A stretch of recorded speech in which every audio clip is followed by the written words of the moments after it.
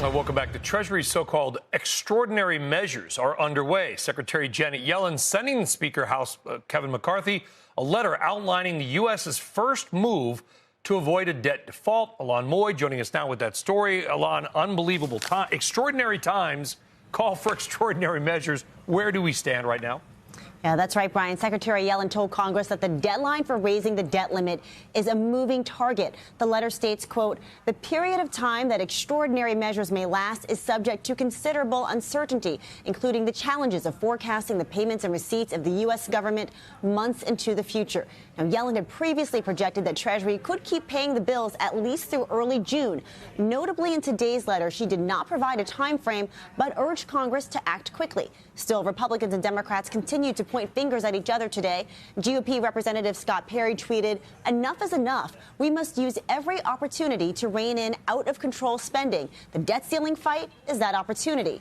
Meanwhile, in Kentucky, top Senate Republican Mitch McConnell tried to turn down the temperature and predicted lawmakers would eventually reach a deal. In the end, I think the important thing to remember is that America must never default on its debt. It never has and never will.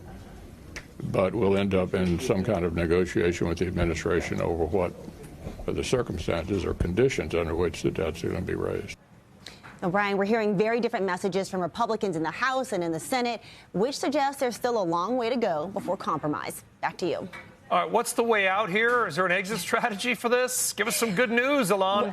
I can't say it's good news, but folks are talking about a lot of different possible escape hatches. One of those, Senator Joe Manchin mentioned earlier today, or speaking to CNBC in Davos, and he referenced something called the Trust Act, which would set up these rescue committees that would look at government trust funds in order to revamp the way that they work and relook at spending. That's something that Republicans and Democrats might be able to get on board with, to say that they're taking America's spending problems seriously. There's also another bipartisan proposal that would give the president the power to raise the debt ceiling and allow Congress to just veto that, or allow Congress to disapprove of that. So there's a lot of different ways that this could go, but the problem is that all of those ways are really complicated. And when you're up against the deadline, complicated is not your friend. It's like kids. You did it. No, you did it. You know what? They both did it.